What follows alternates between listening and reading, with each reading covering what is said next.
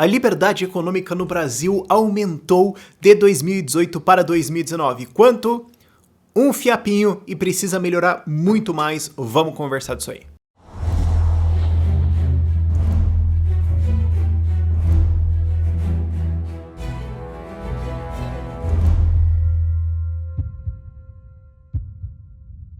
Porque esses dias saiu o novo ranking da Heritage de liberdade econômica no mundo, da facilidade de fazer negócio e tudo mais, para o ano de 2019. Existem críticas que podem ser feitas ao ranking, sim, e você pode fazer críticas a qualquer ranking e metodologia interna, algumas coisinhas assim, mas ainda assim são boas orientações e quando você usa 6, 7, 8 rankings, você consegue ter uma imagem mais adequada da situação. E o Brasil melhorou, a gente saiu...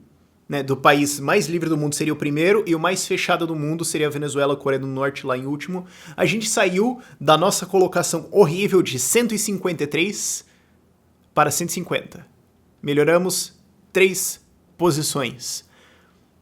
Não é ruim, mas honestamente, dentro de todo o problema de você fazer um ranking e tudo mais, não é tão estatisticamente relevante e a gente precisa melhorar muito, porque a gente é o 7º país menos livre da América Latina, né? Se você descontar Estados Unidos e Canadá, porque é sacanagem, nós somos o 7º país menos livre, pior do que o Haiti. Quer dizer, teve um terremoto lá que estourou com o país inteiro e ainda é melhor você abrir uma empresa lá do que aqui. Para dar uns nomes, para ter umas comparações, nós estamos atrás de Colômbia, Peru, Paraguai, Uruguai e, claro, atrás do Chile. Claro, a gente está atrás de muito mais países, mas assim, alguém pode falar, mas o Haiti ou a Jamaica é muito pequenininho e tudo mais. Tá bom. Se você somar Chile, Peru e Colômbia, você tem 100 milhões de pessoas, uma grande extensão territorial, uma grande extensão climática, várias coisas diferentes que você pode fazer. E, claro, são países muito mais economicamente livres, muito mais fáceis de empreender do que o Brasil. Eles estão lá pelos... O Chile é um dos melhores do mundo, o Peru está lá pelos 50, tal. Vamos usar o Peru como exemplo. Digamos que eu tenho um grande investidor, né, que vai entrar em algum país da América Latina. Ele fala, bom, não sei, eu acho que a América Latina pode melhorar, tal.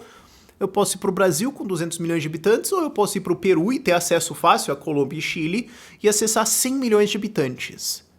Vai lá, você que é brasileiro, tente me explicar, digamos, para eu, grande investidor internacional, por que eu deveria ir para o Brasil e não para o Peru? Enquanto a gente não tiver uma boa resposta, uma resposta fácil para isso, cara, vai continuar atraso, ineficiência, baixa produtividade, baixos salários e baixo crescimento de salários, baixo crescimento econômico, desemprego, etc. Cara, não é à toa que o Peru tem um desemprego de 3,6%, que é basicamente desemprego estrutural, né? Que é o tempo de você sair de um emprego e se retreinar para ir para outro. Então, muito pouco, quase negligenciável.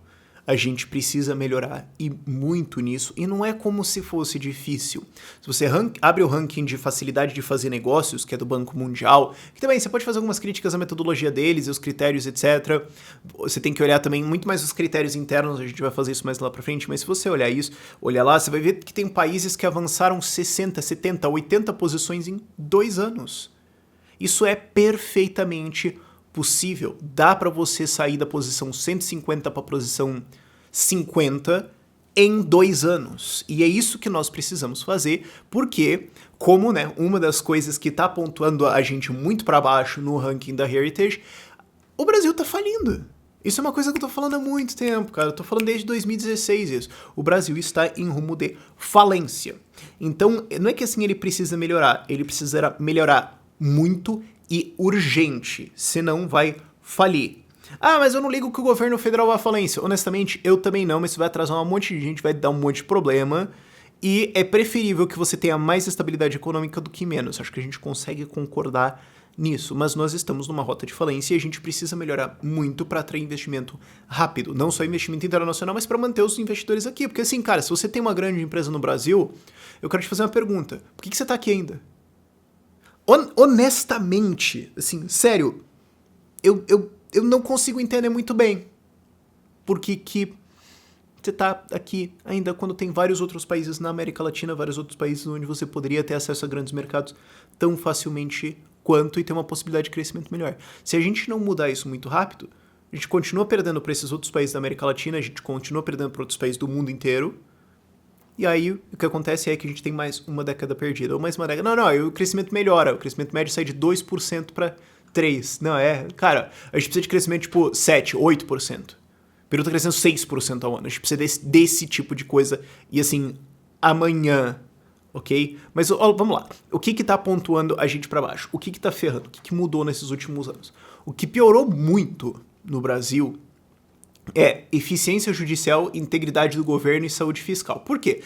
Escândalos de corrupção. Aí você pode ter suas críticas à metodologia. Tipo, integridade do governo, isso é meio arbitrário, pode ser um pouco... Tá bom, mas enfim. Piorou muito porque a gente teve uma porrada de escândalos de corrupção no meio do caminho. Eu não sou governo PT, mas também governo do Temer. E honestamente, Bolsonaro, a gente não sabe...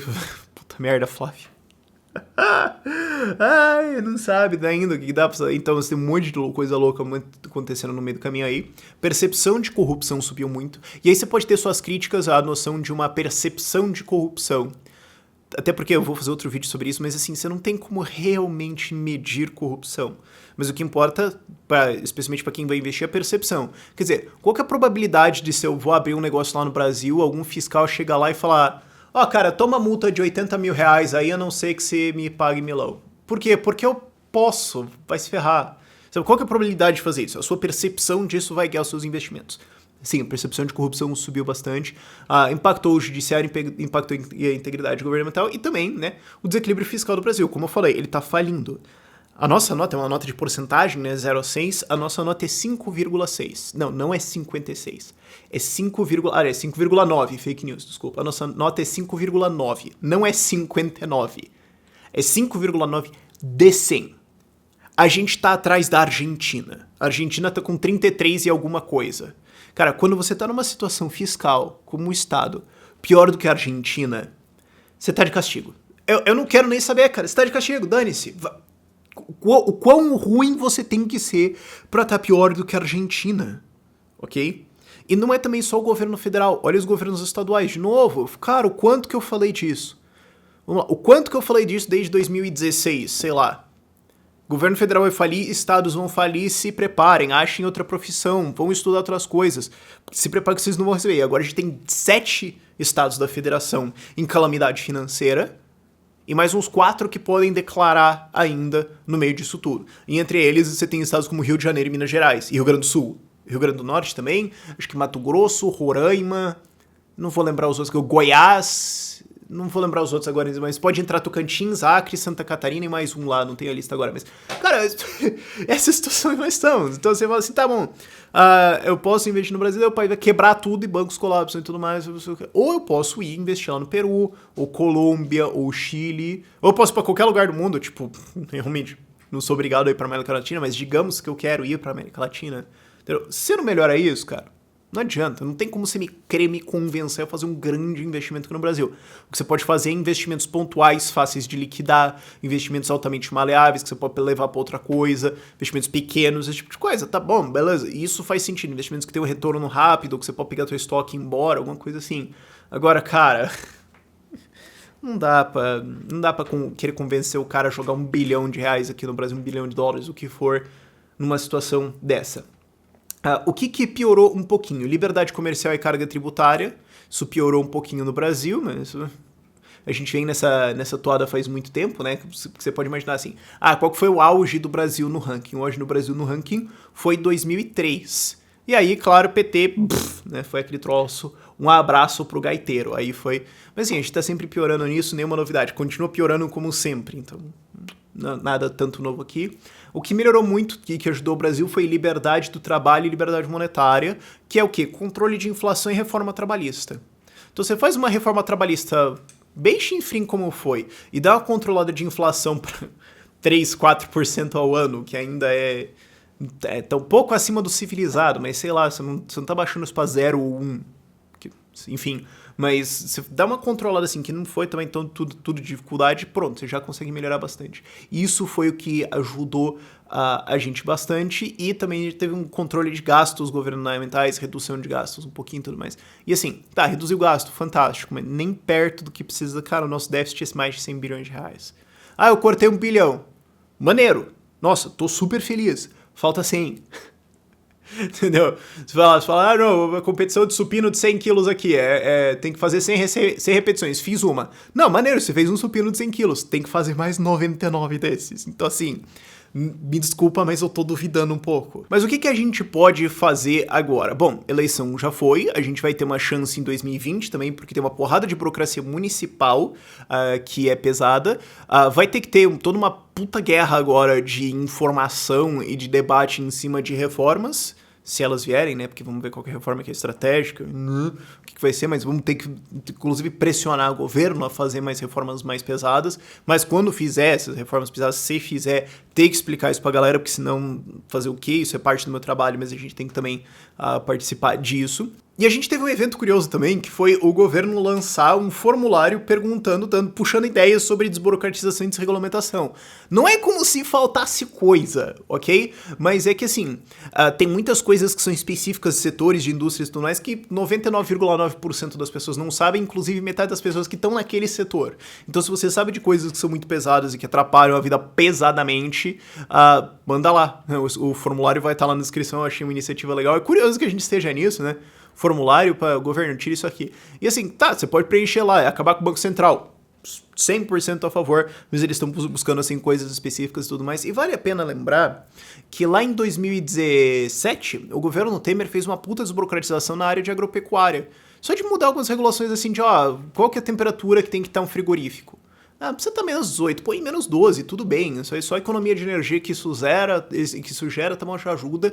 E a estimativa deles, na época eu fiz um vídeo sobre, foi que eles economizaram R$1 bilhão pro setor agro em economias de burocracias. Contar que o setor agro é 200 e porrada bi por ano, é 250, alguma coisa assim, se eu me lembro bem. Isso aí é 0,5%, um pouquinho menos, 0,4% de economias em um ano, tipo, tá bom, né? É assim, encontrando essas coisas que a gente puxa o crescimento de 2 para 6% ao ano, né? Ajuda, você coloca lá, sei lá, no teu rendimento de poupança, rendimento de investimento, sobe ele 0,4% ao ano. Dá uma diferença boa, cara, dá uma diferença legal, liberou R$1 bilhão de investimento, então os caras estão com um formulário, vai lá dar as suas sugestões, porque assim, a galera que conhece setores mesmo, eles sempre trazem algumas coisas absurdas que você fica, mano, como é que é possível? Pois é, então é uma contribuição que você pode fazer. E assim, no geral, a outra coisa que a gente pode fazer é começar a olhar para outros países como inspiração. A gente tem casos, sim, de países que eram estupidamente burocráticos e se tornaram alguns dos melhores países para empreender no mundo. Os 3 exemplos que eu gosto é Estônia, Nova Zelândia e Geórgia. Muita gente sequer sabe que a Geórgia existe. Mas Estônia e Geórgia eram soviéticos. Então, assim, quando a União Soviética, literalmente, quando eu usou que a burocracia brasileira é soviética, eles estavam literalmente na União Soviética. Então, quando a União Soviética faliu, eles estavam oficialmente na linha da miséria. O salário médio na Estônia em 91 era a linha da miséria, $1 por dia. Um negócio assim impressionante. Só ele falou, uau, ok. O comunismo gera miséria, que surpresa, né? E eles estão hoje com salário médio de 1.300 e porrada euros, quase 1.400 de salário médio. Euros. Okay? O salário médio brasileiro é tipo R$2.100, o que dá uns 500, 400 e pouquinho euros. Então eles estão mais do que 3 vezes na nossa frente. E eles saíram de 1991 da miséria total. Ok? Eles conseguiram fazer isso. A Estônia conseguiu fazer isso. A Geórgia conseguiu fazer isso. A Nova Zelândia não era soviética. E aí, Nova Zelândia é um caso engraçado, porque as pessoas acham que assim, Nova Zelândia sempre foi desenvolvido. Porque a galera tem aquela ideia, né? Tem os países que são ricos e os países que são pobres. Os países que são ricos sempre foram ricos. Tipo, nunca existiu uma época onde a França foi pobre. Um monte de gente acha umas coisas bizarras assim. Daí a galera olha pra Nova Zelândia rica hoje e fala, não, mas eles sempre foram desenvolvidos porque eles são uma colônia britânica, certo? Cara, você não podia estar mais errado, velho. Nos anos 80 eles estavam com inflação entre 10% e 20%, o país falhou totalmente. O país ele era um Brasil. Uma burocracia soviética, regulações trabalhistas enormes, a porrada de estatal, um governo falido, desgraçado, uma inflação lá nas alturas, né? Isso que dá você ter que fazer décadas de keynesianismo. O país quebrou total e eles fizeram uma reforma gigantesca de livre mercado e hoje a Nova Zelândia é o melhor país para fazer negócios do mundo. Então a gente tem exemplos. Tem que olhar pra esses caras e aprender. Cara, na Estônia, cara, eu quero ir pra lá. Eu muito quero ir em 2019 pra Estônia ainda.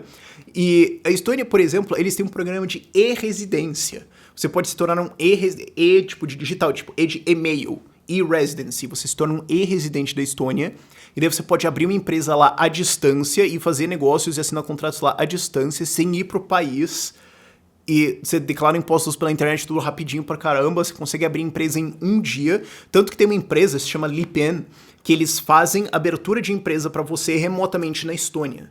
E administram ela lá pra você por uns 40, 60. Tem taxas diferentes, mas entre 40 e 100 euros por mês, dependendo do que você tá fazendo. É um negócio legal pra caramba. E assim, você consegue fazer isso remotamente. É esse tipo de coisa que o Brasil tem que olhar e falar, cara, a gente tem que estar aqui em 4 anos, porque... E dá pra fazer, a gente já teve exemplos. Aliás, e se você quiser usar o serviço da LiPen, eu vou colocar o link na descrição também, tem um código de desconto que é ideias, né, porque ideias radicais que é muito longo, e você ganha 100 euros de desconto, você ganha 100 euros de graça lá também. Então, merch sem vergonha aqui pra você também, e 100 euros de graça pra você se quiser abrir uma empresa na Estônia lá. Mas enfim, os caras fazem esse tipo de negócio, entendeu? Eles têm esse tipo de facilidade de empreendedorismo, de facilidade de empreender, e não é à toa que eles enriquecem fantasticamente. O Brasil tá melhorando um pouquinho. Sim, tá. Mas, cara, se a gente melhorar 3 posições por ano, pra gente sair de 150 pra primeiro, é 50 anos. A gente vai falir em 4. Não dá tempo. A gente precisa melhorar muito rapidamente nisso e a gente vai precisar de reformas gigantescas nisso aqui e a gente vai precisar explicar muito isso, a gente vai precisar debater muito isso, ok? Tem muita coisa a fazer e a gente tem potencial. Assim, é aquela galera que fala, Rafael, mas você vai ser otimista. Vamos terminar o vídeo sendo otimista. Eu acho que a gente pode conseguir fazer isso sim. Só olha o tamanho do movimento em defesa de liberdade econômica e social também, hoje, em relação a 6 anos atrás. Faz aquela regra de 3. Estamos crescendo bem, estamos crescendo muito bem com argumentos, com livros, com fontes, com debate bom, certo? Não é só militância, não é só isso. A gente está crescendo bem. Eu acho que nos próximos anos, eu digo 2, 3 anos, a gente pode crescer ainda muito mais e levar esse debate à frente. A gente tem chance, sim, e a gente tem essa oportunidade. Né? Quando o país está nessa situação de falência, de descalabro total, é justo quando a galera fala, ó, cara, é o seguinte, coisinha pequena não resolve. Agora vai ter que ir de granel, cara. Sabe, essa é uma oportunidade boa também e a gente tem as ideias, a gente tem um potencial, mas a gente precisa melhorar rápido, ok? Essa é a mensagem por este vídeo, é isso. Tchau, tchau.